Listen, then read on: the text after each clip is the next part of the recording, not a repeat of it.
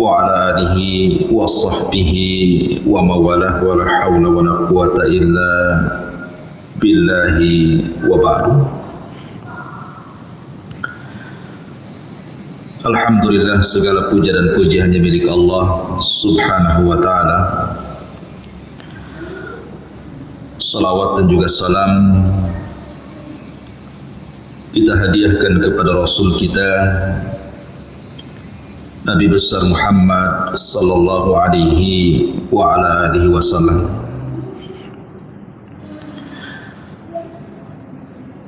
Ma'asyiral muslimat yang dimuliakan Allah Subhanahu wa ta'ala. Alhamdulillah, di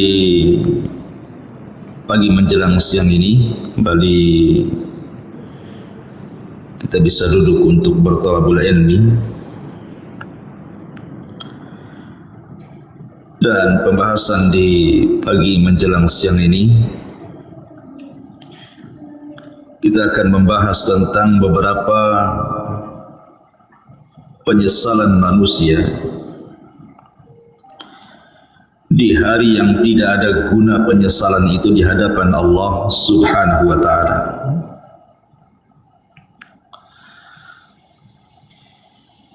Ma'asyiral muslimat yang dimuliakan Allah Subhanahu wa ta'ala, apa saja keinginan-keinginan manusia yang merupakan penyesalan dirinya dan tidak ada gunanya. Penyesalan itu tidak ada gunanya lagi.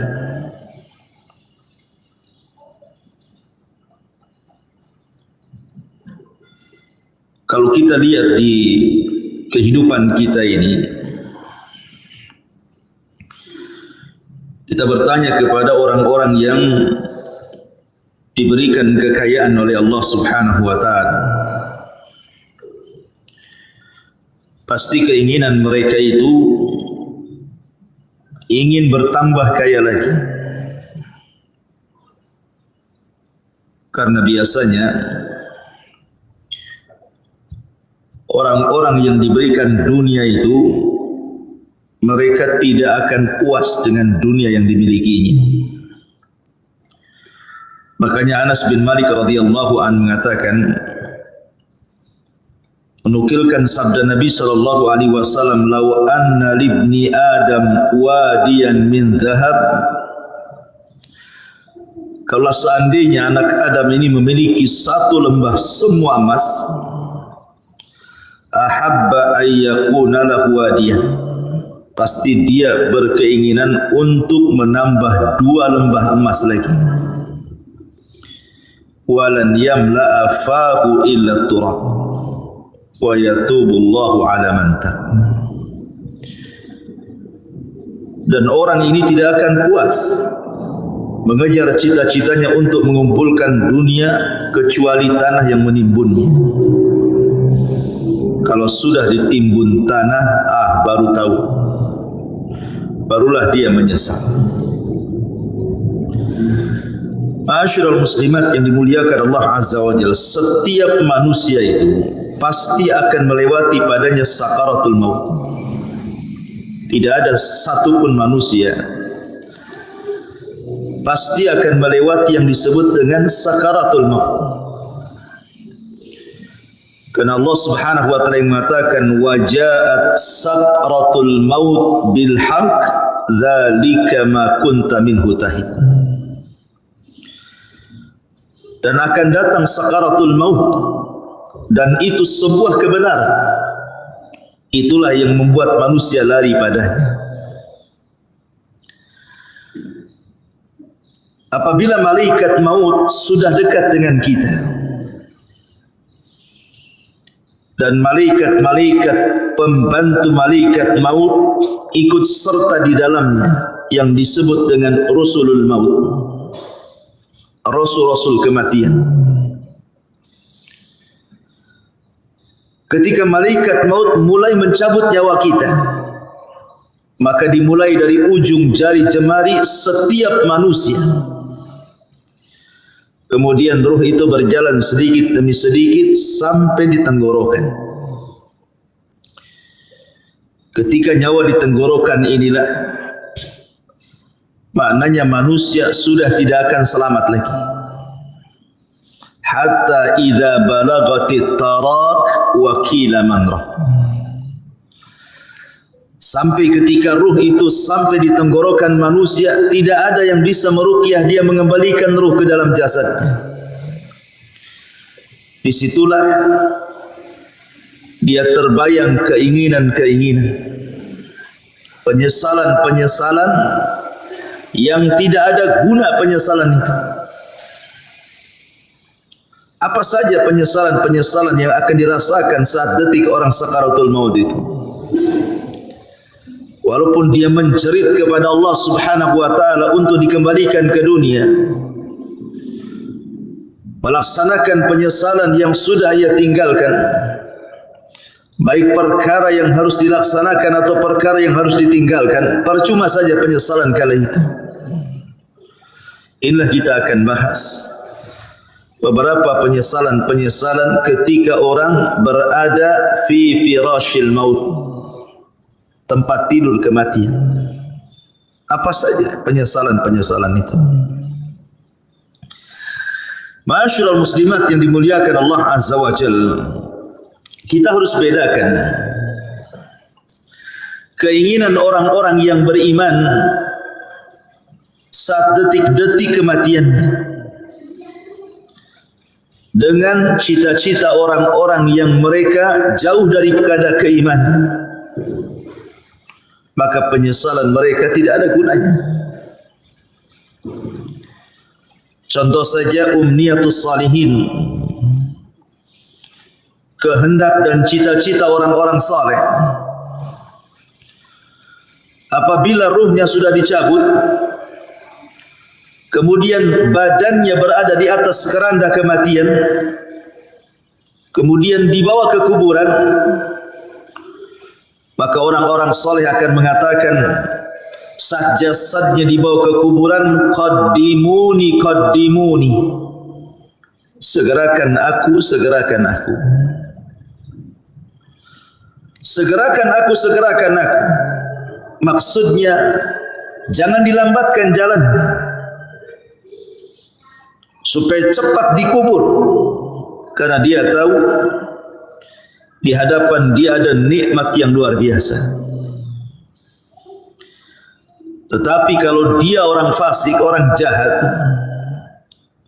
maka dia akan berteriak kepada orang-orang yang membawa jasad dia ke kuburannya dan mengatakan, ya wailaha aina yadhhabuna biha. Celaka, celaka, hendak kau bawa ke mana jasadku ini?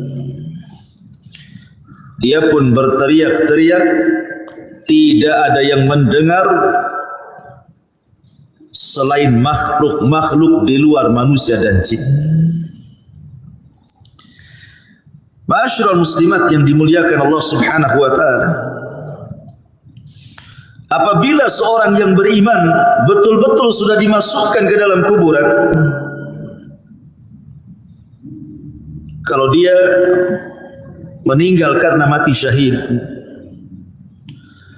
maka dia akan meminta kepada Allah Subhanahu wa taala untuk dikembalikan ke dunia. Untuk apa? Untuk berperang kembali dan mati syahid kedua kalinya, dan itu kemuliaan baginya. Makanya Jabir bin Abdullah radhiyallahu anhu pernah menceritakan saat kematian ayahnya Abdullah ibn Haram. Jadi saat kematian Abdullah ibn Haram, Jabir bin Abdullah ini dia merasa sedih.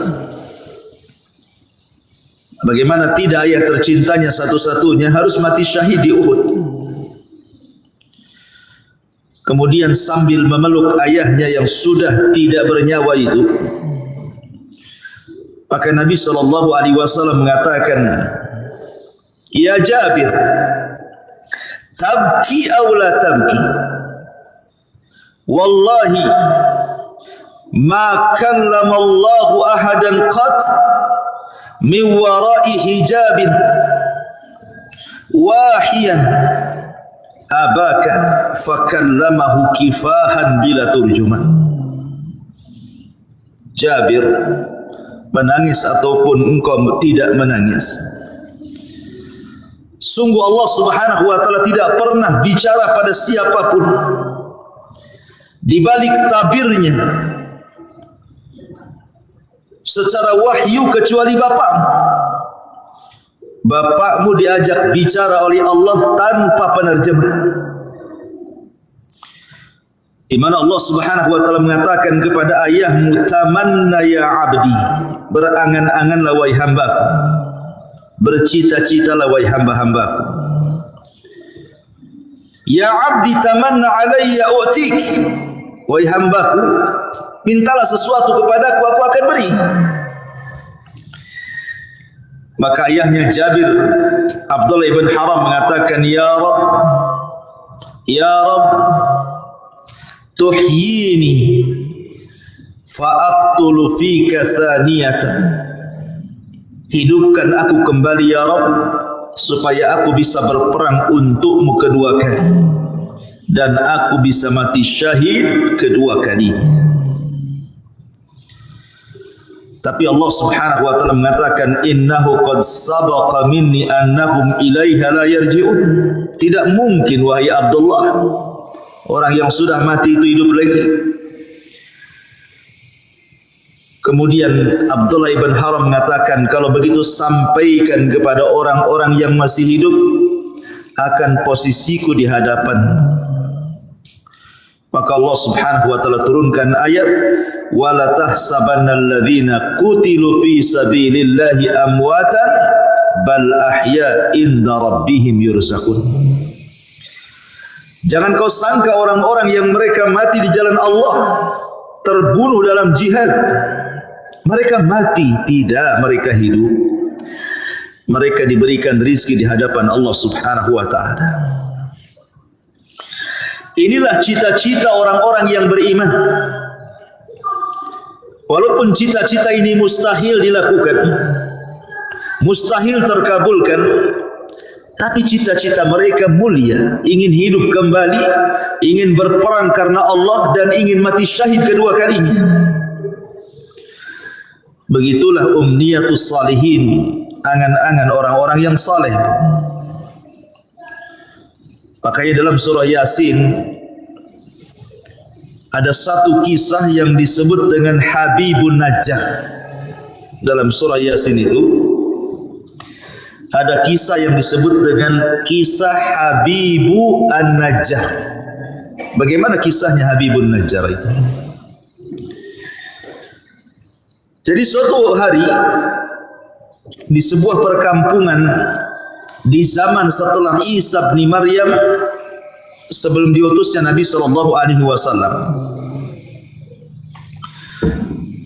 di kampung itu atau daerah itu sangat penuh dengan kezaliman, penuh dengan kesyirikan. Diutuslah oleh Allah Subhanahu wa taala dua nabi untuk mendakwahi kampung tadi. Ada yang mengatakan bahwa dua orang ini bukan nabi tetapi murid-muridnya Isa bin Maryam untuk mendakwahi daerah tersebut, tapi didustakan oleh kaumnya. Akhirnya Allah Subhanahu wa taala mengutus satu lagi untuk menguatkan yang dua orang yang sedang berdakwah itu, tapi didustakan lagi. Sampai akhirnya tiga utusan ini hampir dibunuh. Datanglah seorang laki-laki yang bernama Habibun Najjar, yang sudah beriman sebelumnya kepada tiga utusan ini, memperingatkan orang-orang yang menentang tiga utusan itu. Kemudian malah dia jadi sasaran pembunuh. Niatnya membela para utusan, akhirnya dibunuh oleh orang kampung itu. Ketika dia mati, maka ruhnya diperlihatkan sorga dan kenikmatan-kenikmatan di dalamnya. Sampai Allah katakan qila dkhulil jannah, masuklah kau Habibun Najjar ke dalam surga. Qala, maka Habibun Najjar mengatakan, ya laita qaumi ya'lamun bima ghafara li rabbi wa ja'alani minal mukramin. Duhai kiranya kaumku tahu, duhai kiranya kaumku tahu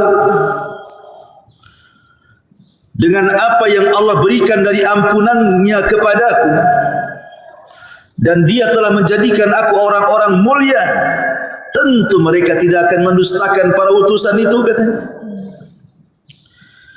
Itulah umniyatus salihin, cita-cita, keinginan-keinginan orang-orang soleh apabila sudah meninggal.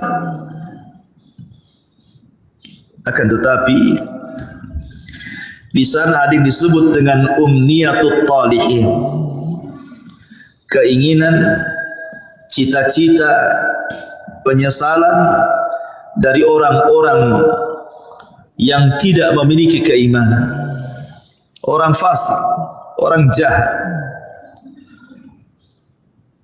Tetapi keinginan mereka hanyalah sebuah penyesalan, tidak ada guna. Apa saja itu? Pertama, mereka akan menyesal karena mereka meninggalkan solat. Orang-orang yang sedang sakaratul maut ataupun orang-orang yang sudah mati, maka mereka akan menyesal kenapa ketika mereka masih sehat, masih hidup normal, mereka meninggalkan solat. Ini yang akan jadi penyesalan orang-orang yang sedang sakaratul maut itu. Kenapa dulu aku meninggalkan solat? Sampai-sampai disebutkan dalam hadis Abu Hurairah radhiyallahu anhu, suatu hari Nabi SAW lewat di sebuah kuburan. Kemudian Nabi bertanya, man sahibu hadzal qabri?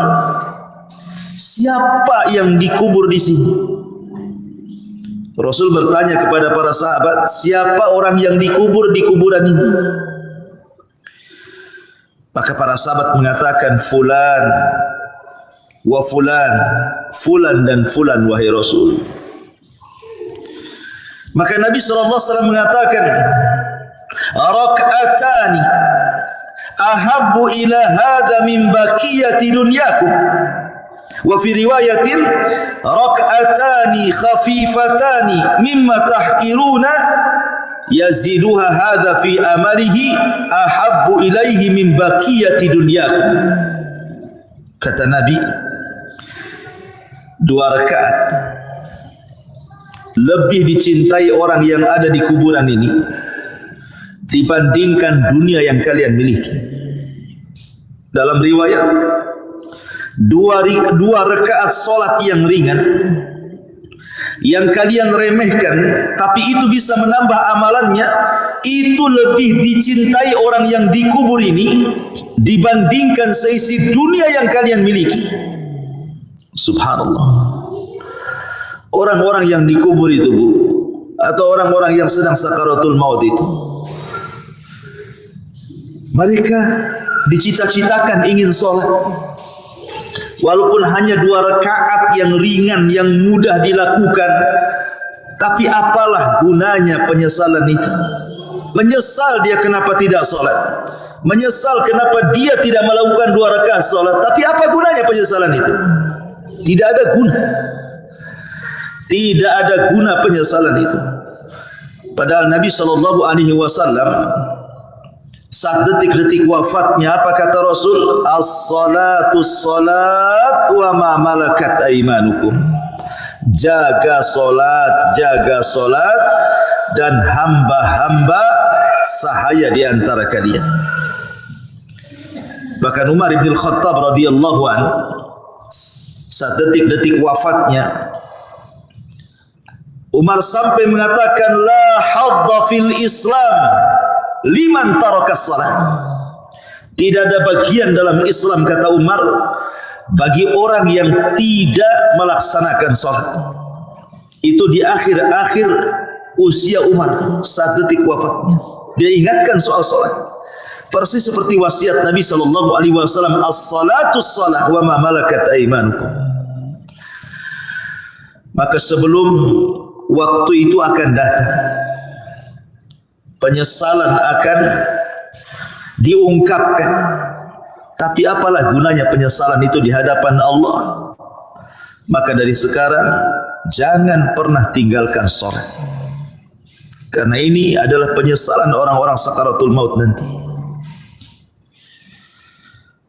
Tapi heran hari ini kan, Masya Allah ya, orang yang meremehkan salat itu kayaknya biasa-biasa saja.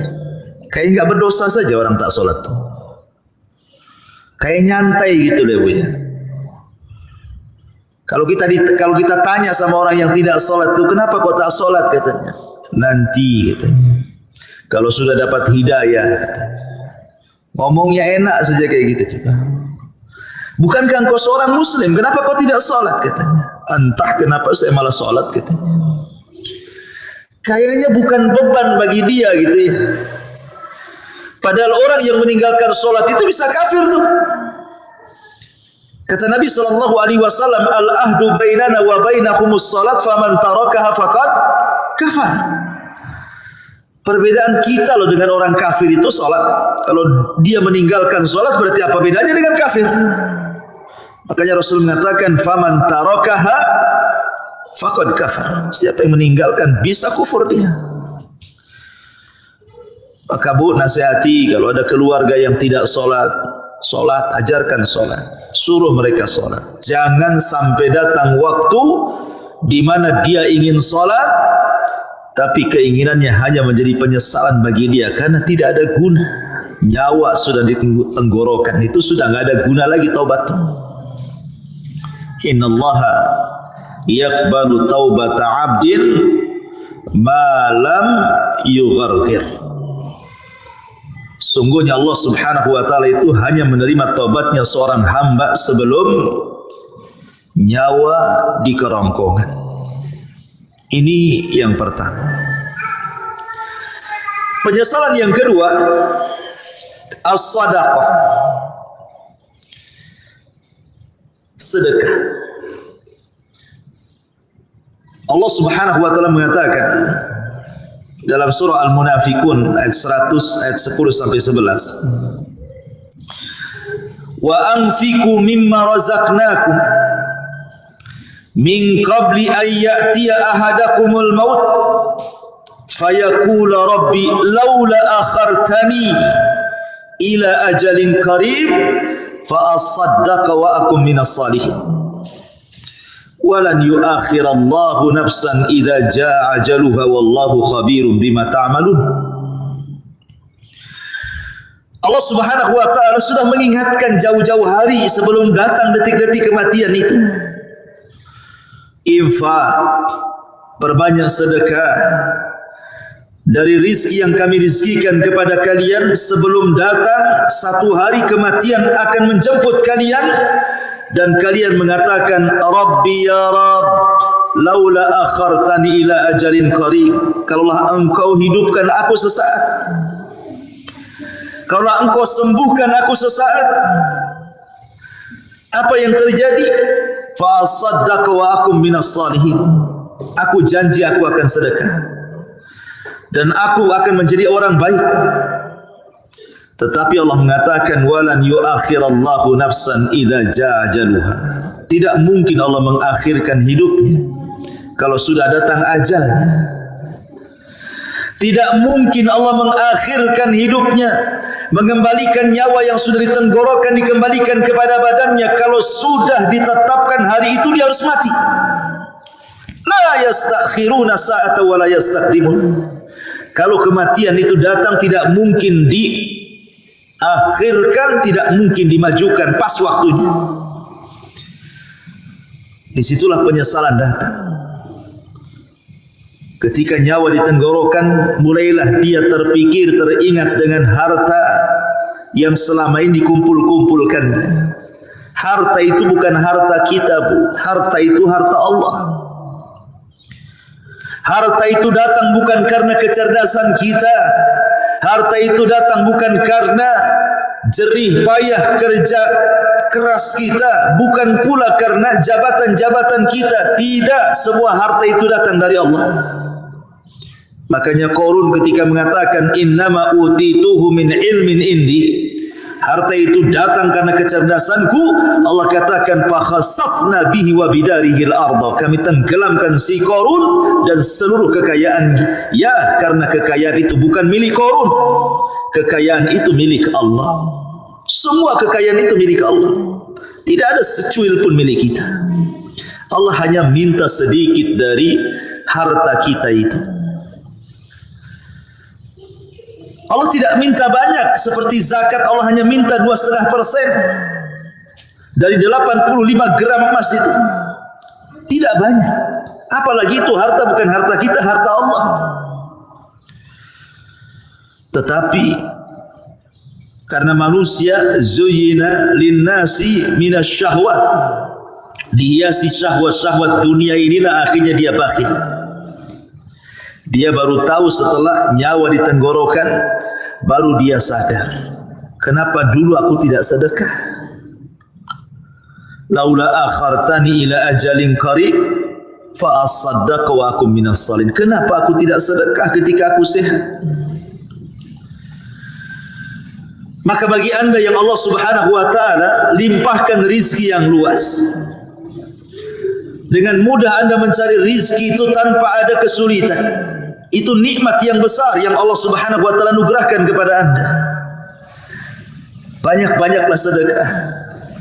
Karena Rasul yang mengatakan maluka ma akalta fa afnaita wa ma labista fa ablaita wa ma tasaddaqta fa abqaita. Hartamu, kata Rasul, yang kau makan pasti habis, yang kau pakai pasti usang, yang kau sedekahkan itulah yang bermanfaat untuk kematian.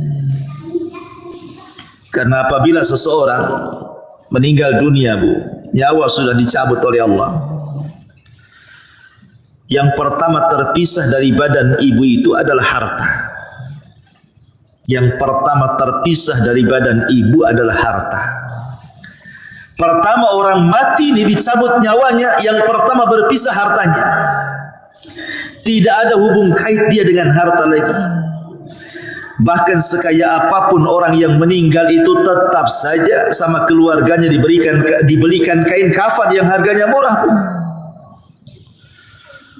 Bukan karena dia orang kaya kafannya mahal, tidak. Kafannya pun tetap itu juga yang sangat murah, tidak berharga. Karena pertama kali dia meninggal, yang terpisah dari hidup dia itulah hartanya dulu.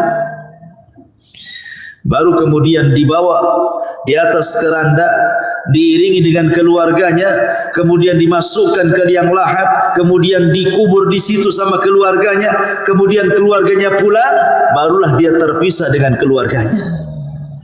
Tapi yang pertama terpisah dari badannya adalah hartanya. Di saat itulah dia menyesal dan mengatakan laula akhartani ila ajalin qarib fa asaddaqa wa akum minas salihin. Ya Rabb, kalaulah engkau akhirkan kehidupanku sesaat, tidak apa-apa, aku akan sedekahkan tu harta-hartaku tu, dan aku akan termasuk orang yang baik.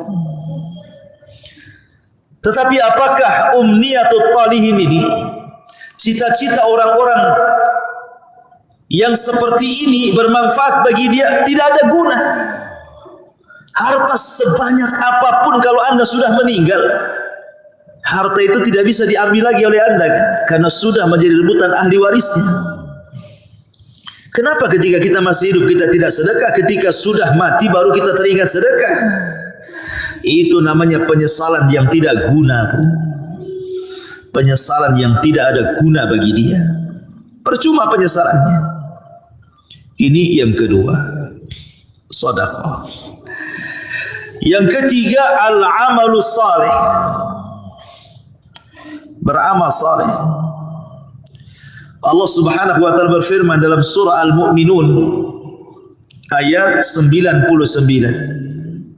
sampai 100. Allah mengatakan hatta idza jaa ahadahumul maut qala rabbirji'uni la'alli a'malu salihan fima tarak kalla innaha kalimatun huwa qailuha wa min waraihim barzakhun ila yaumi yub'atsun.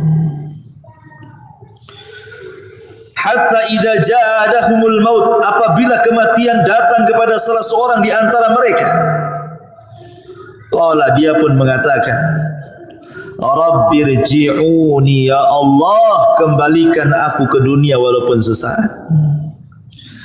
La'alli a'malu salihan, agar aku bisa beramal saleh. Fima tarak, terhadap apa yang kutinggalkan selama aku masih hidup.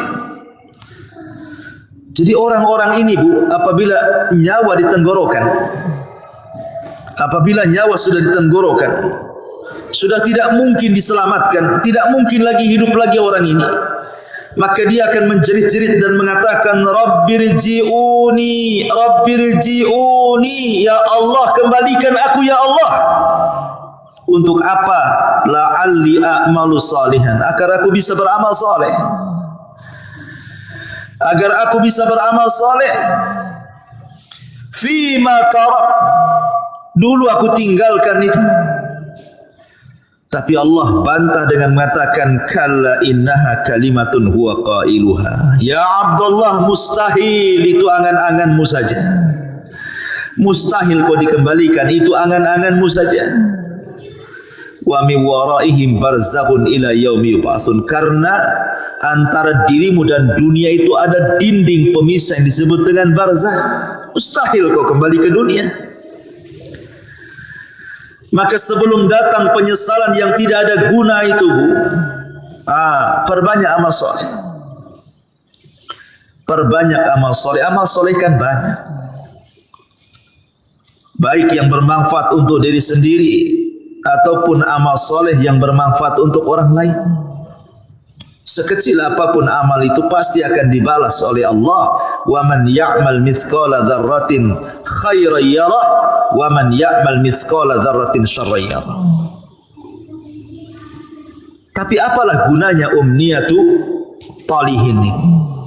Kalau sudah detik-detik wafat tiba-tiba mikir amal soleh, enggak ada guna. Enggak ada gunanya.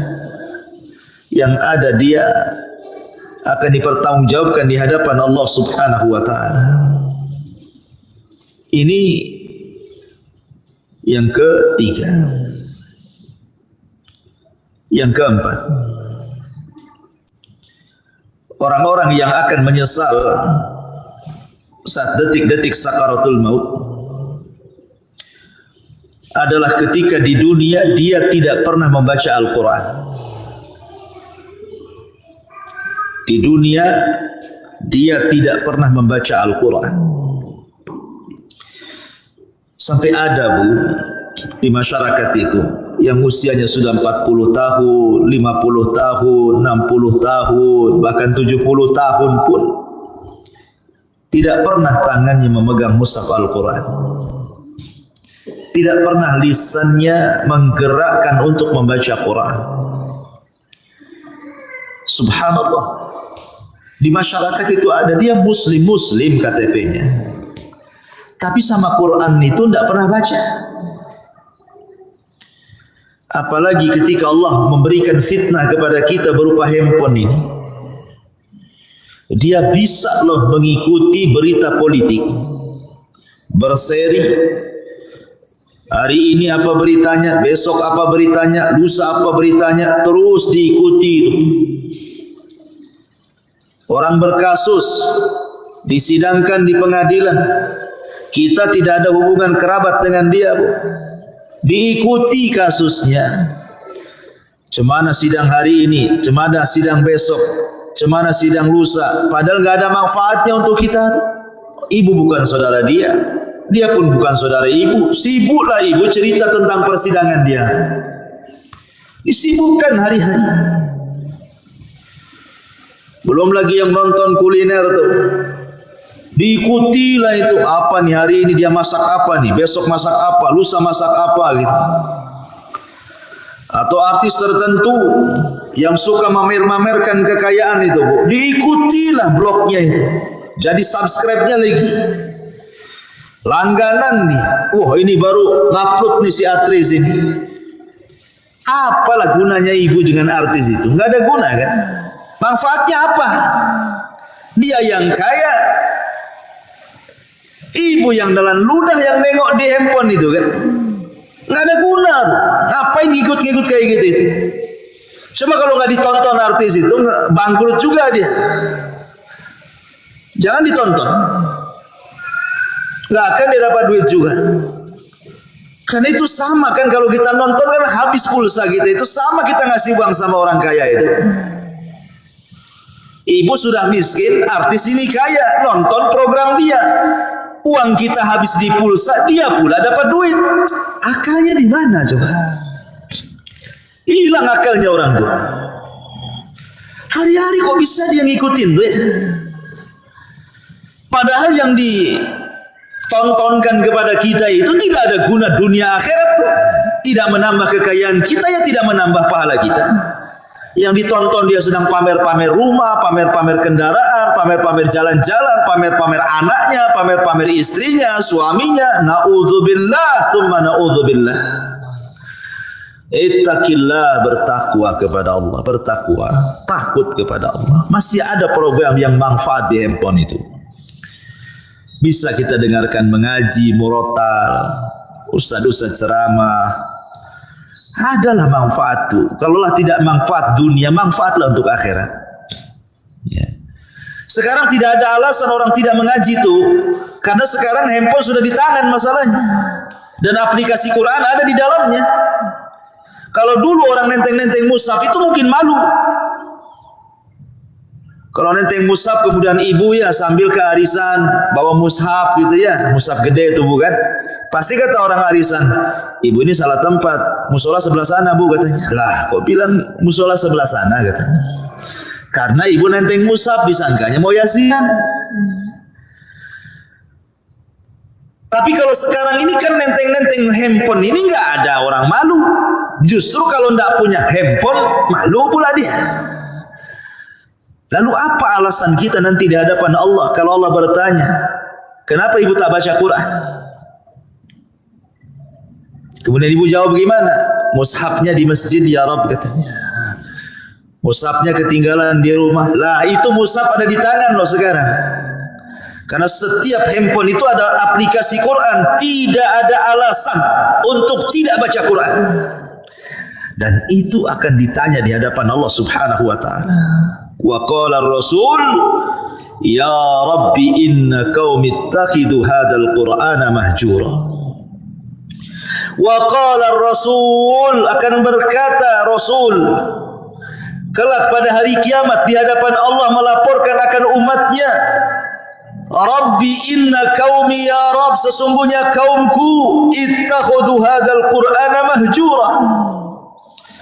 Sepeninggalku mereka sedikit demi sedikit meninggalkan Al-Quran, meninggalkan untuk memegangnya, meninggalkan untuk membacanya, meninggalkan untuk merenungkannya, meninggalkan untuk mempelajari tafsirnya, meninggalkan untuk mengamalkannya,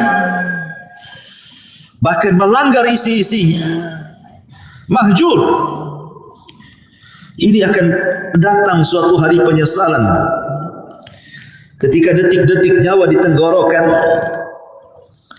maka orang akan teringat dengan Al-Quran.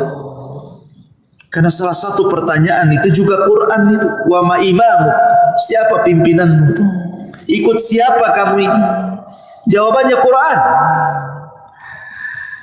Jangan sampai detik-detik penyesalan itu datang dan tidak ada guna. Saat ruh sudah di tenggorokan, tiba-tiba kita berpikir dengan Quran, apa gunanya lagi? Anda sudah tidak bisa baca Quran, Anda saja dibacakan Quran. Orang yang detik-detik wafat kan sibuk tuh orang-orang baca Quran. Anda saja ditalkinkan tidak bisa ngomong, macam mana mau baca Quran? Apa nunggu kita tidak bisa menyebut kalimat kecuali la ilaha illallah baru terpikir ingin baca Quran? La ilaha illallah. Jangan. Ini akan jadi penyesalan yang tidak ada guna nanti. Dari sekarang kalau ada waktu baca Quran. Baca Quran. Ya. Ma'asyiral muslimat yang dimuliakan Allah Subhanahu wa taala.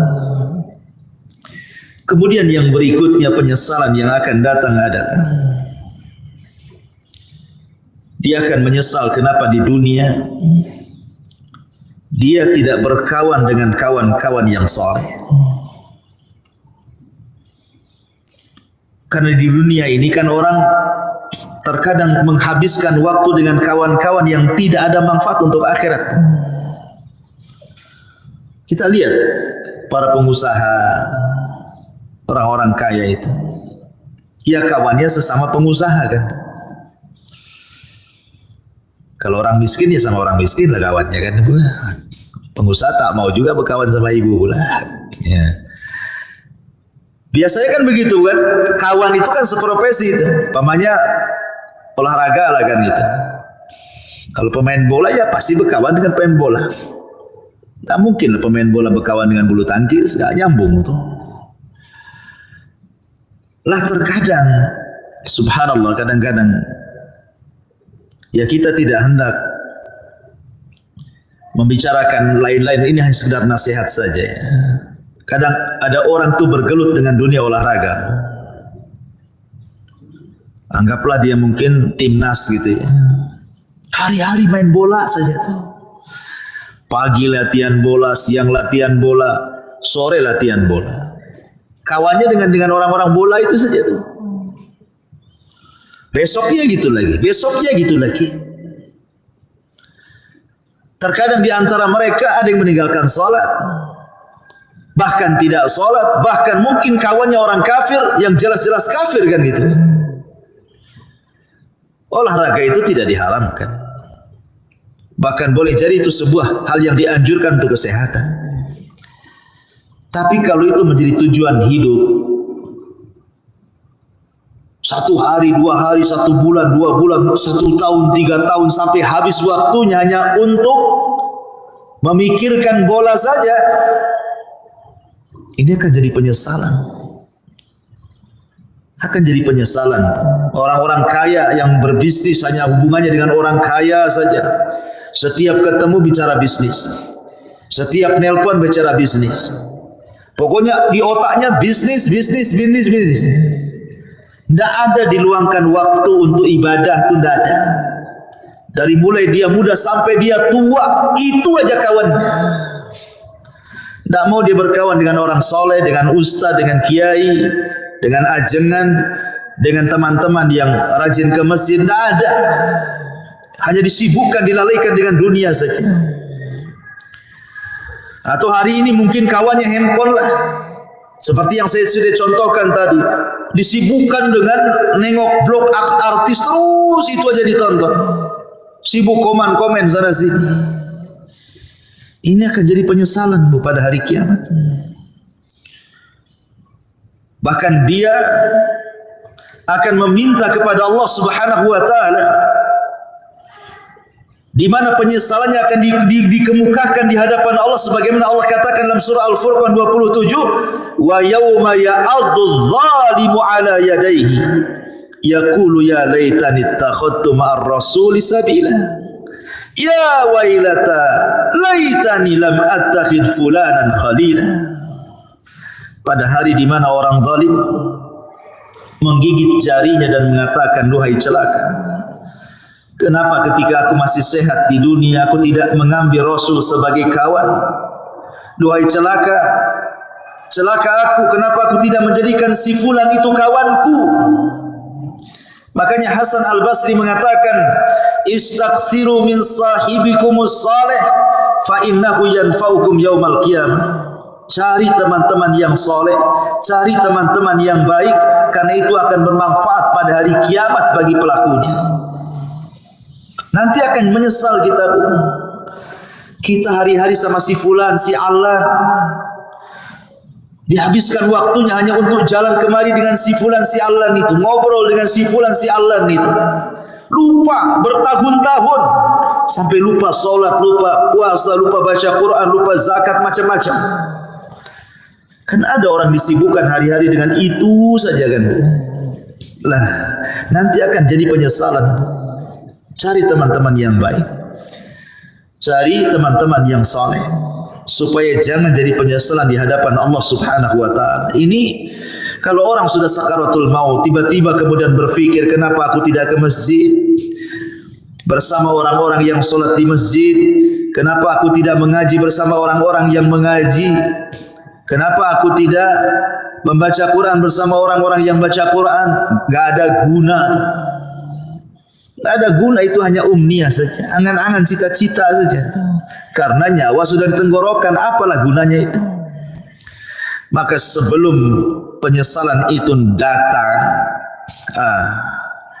dari sekarang cari teman-teman yang baik yang bisa menyelamatkan kita. Ma'asyiral muslimat yang dimuliakan Allah Azza wa Jalla. Lalu apa lagi? Orang-orang yang melalaikan keluarga. Orang-orang yang melalaikan keluarga di masa hidupnya. Boleh jadi dia biarkan anak-anaknya bermaksiat kepada Allah. Orang tuanya membiarkan anaknya seperti itu. Anaknya membuka aurat, dibiarkan saja. Tidak pernah disuruh menutup aurat atau diberikan jilbab untuk menutup aurat. Anaknya hilang bergaul dengan siapa, tidak pernah ditanya, nak siapa kawanmu itu, solat tidak pakai jilbab, tidak macam mana dia agamanya, tidak pernah ditanya. Kalau sudah keluar les, yang penting dia balik, ya kan? Tidak ada kecemburuan, tidak ada kecemburuan kepada keluarga, terutama kepala-kepala rumah tangga itu disebut dayus namanya. Dayus itu orang yang dilaknat Allah karena tidak punya kecemburuan kepada keluarganya. Jangan sampai seperti Allah yang Allah katakan, antakula nafsun ya khasrata ala ma farrattu fi jambillah. Jiwa akan mengatakan, duhai aku rugi, ma farrattu fi jambillah, berapa banyak kemudian kelalaian-kelalaian yang aku lalaikan di sisi Allah.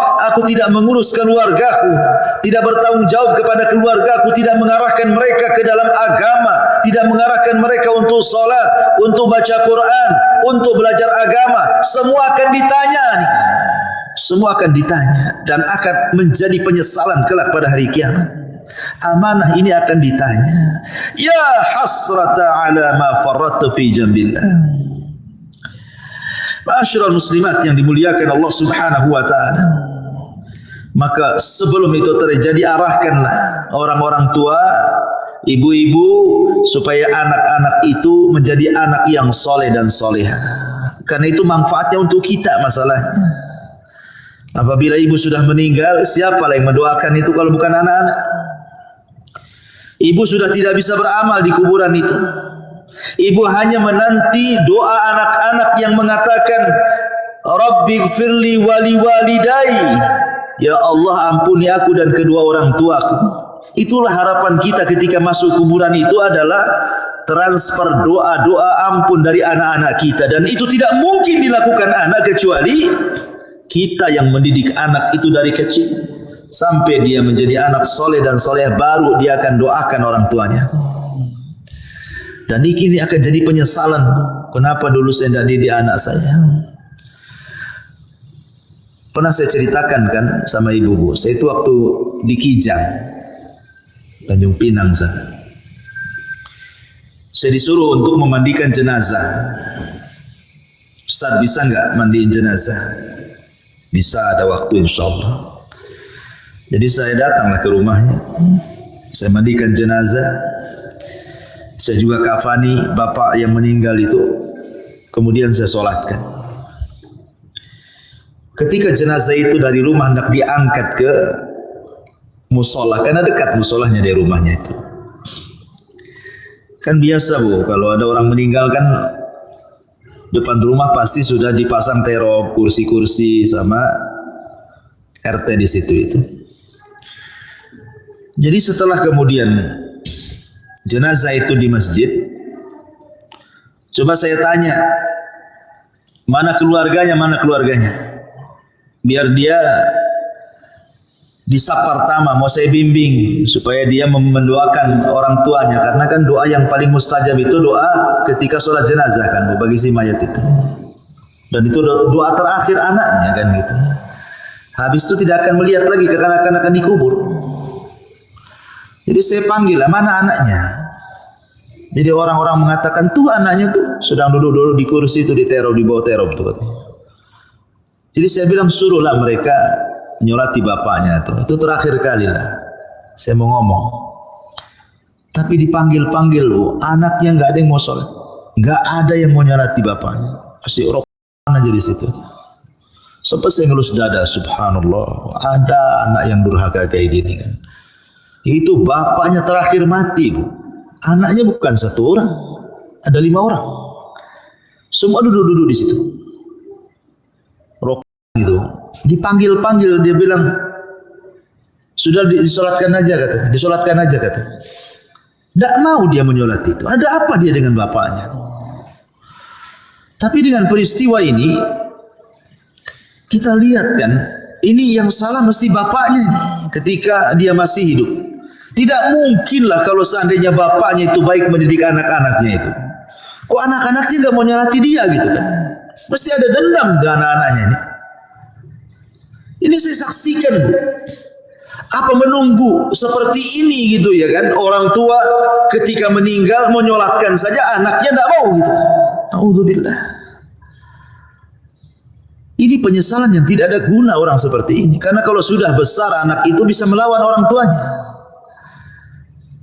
Betapa banyak orang-orang tua yang sakit hati kemudian bercita-cita, nak kalau kau tahu durhaka kepadaku di dewasa ini, sudah ketika kau di masa bayi biar mati. Banyak tuh orang tua itu yang menghendaki kematian anaknya karena kurang ajar dia. Kan di masyarakat kan banyak yang seperti ini bu. Ya, jadi janganlah kemudian sampai datang pada waktunya tiba-tiba kita menyesal. Ketika nyawa di tenggorokan dia menyesal kenapa dulu dia tidak mendidik keluarganya, tidak mengarahkannya, tidak menasihatinya, tidak menjadikan mereka anak-anak yang soleh dan solehah. Umniyatut talihin. Yang seperti ini umniyatut talihin, bukan umniyatus salihin namanya. Angan-angannya orang-orang jahat, percuma, nggak ada guna. Ya. Maka inilah perkara-perkara bu. Jangan sampai seseorang itu di detik-detik wafatnya banyak hal yang dicita-citakan tetapi tidak mungkin terlaksana dan tercapai karena sudah tidak ada lagi hubungan antara kehidupan dunia. Kita sudah masuk alam barzah, masalahnya alam kematian, ada barzah di situ pemisah. Dan kalau orang sudah masuk kubur itu tidak mungkin sholat, puasa, zakat, haji, tak mungkin. Dia sedang sibuk dipertanggungjawabkan di hadapan Allah semua amalannya. Sedang ditanya man rabbuka wa man nabiyuka wa madinuk. Sehingga disitulah banyak orang yang menyesal. Wallahu a'lam bishawab. Inilah perkara-perkara yang akan menjadi bahan penyesalan bagi orang-orang saat detik-detik wafat ataupun setelah kematian. Wallahu a'lam. Mudah-mudahan yang sedikit ini ada manfaatnya bu. Nah, silakan kalau ada yang mau bertanya, tafadhal. Apa yang harus dilakukan anak apabila orang tuanya tidak bisa baca Quran tapi orang tuanya nyuruh-nyuruh baca Quran gitu? Iya. Kiat anak tetap menasihati orang tua. Orang tua tetap harus baca Quran. Setua apapun ibu, tetap harus baca Quran. Baca Quran itu tidak terbatasi waktu dan usia. Justru makin tua, makin rajin baca Quran harusnya. Ustadz ibu saya tak bisa baca Quran. Macam mana tuh? Tapi dia nyuruh-nyuruh saya untuk belajar Quran. Ambil positifnya. Dia kan sudah nyuruh baca Quran. Berarti itu positif tuh. Jangan ambil negatifnya. Ngapain ibu aja nggak baca Quran, saya ikut-ikut lah kan gitu. Ambil positifnya. Kemudian yang kedua, nasihati ibunya. Nasihati ibunya. Jangan pernah malu untuk membaca Quran. Ustaz saya tidak bisa baca Quran, datangkan orang yang mengajarkan Quran. Lebih baik ibu keluar uang untuk membayar orang baca Quran atau datang ke tempat-tempat belajar Quran yang gratis kan ada tuh. Sampai di Batu Haji itu kan umat-umat di sana, masya Allah luar biasa. Mereka membuat kelas-kelas Quran. Nah, kebetulan saya pembinanya di situ. Jadi mengambil anak-anak jalanan, orang ibu-ibu yang jual-jual koran di lampu merah, nanti didekati gitu kan sama umat di sana itu. Berapa penghasilannya sehari? Oh sekian. Ya udah saya kasih uang sekian, tapi kau belajar Quran. Banyak yang belajar Quran di Batu Haji itu. Coba ya kalau ibu-ibu di sini kayak di sana kan mantap tuh bukan? Tapi ibu-ibu di sini centang perenang masalahnya. Ngaji saja malas gitu.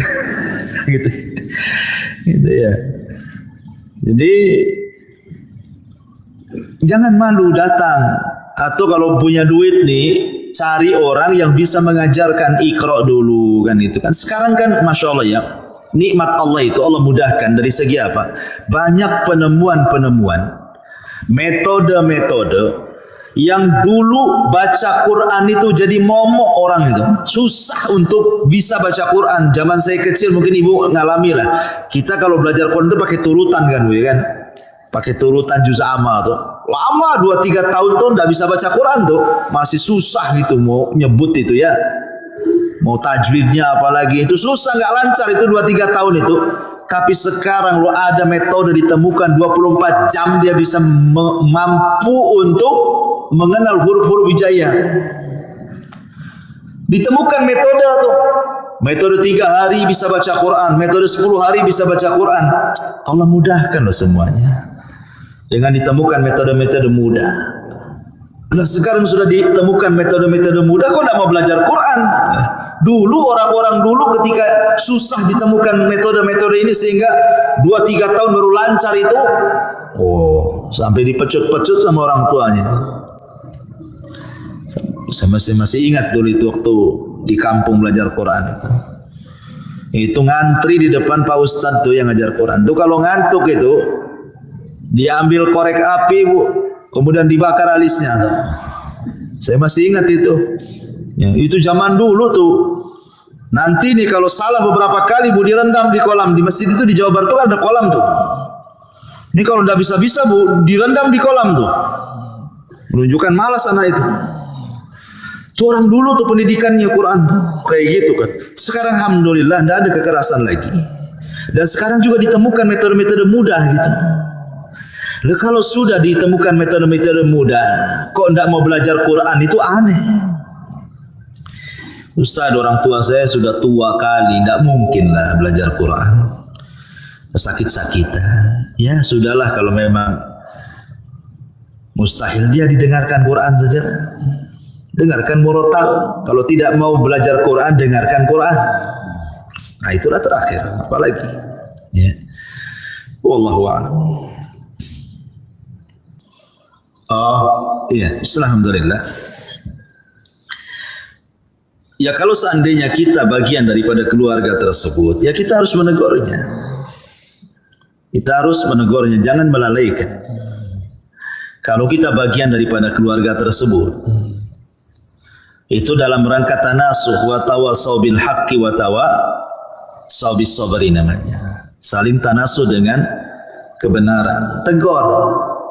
Pamannya ibu nih, ya suaminya cuek-cuek saja gitu kan. Ibu pula yang berinisiatif. Ngomong, tolonglah bang, abang ini kepala keluarga. Ya arahkanlah anak itu. Saya sudah coba juga mengarahkan anak tak bisa-bisa gitu kan. Kerja saling mengingatkan kan memang harus begitu, tanasuh saling mengingatkan. Kadang ada waktu-waktunya lalai, waktu-waktunya lupa, ya harus diingatkan. Atau umpamanya ibu mengingatkan keluarga saudara. Keluarga saudara umpamanya ibu punya adik, sudah berkeluarga lah gitu. Hidupnya jauh dari agama. Ya ibu nasihatilah deh, janganlah kayak gitu. Ya sholat, ya sekolahkanlah anakmu itu di sekolah-sekolah Islam gitu kan. Itu bagian tanah walaupun itu bukan tanggung jawab ibu itu. Karena kalau sudah adik atau kakak itu kan sudah berkeluarga kan sudah beda kamar kan gitu Pak ya. Ya, tetapi kan dalam rangka tanasuh ya enggak apa-apa kita sampaikan saja pada keluarga itu dalam rangka dakwah kepada keluarga ku anfusakum wa ahlikum nara. Jaga diri kalian dan keluarga kalian dari api neraka. Ya enggak apa-apa terus diingatkan saja. Wallahu a'lam. Taib, saya kira cukup. Sudah 11:30. Subhanakal bihamdika asyhadu an la ilaha illa anta astaghfiruka wa atubu ilaik. Allahu ta'ala. Assalamualaikum warahmatullahi wabarakatuh.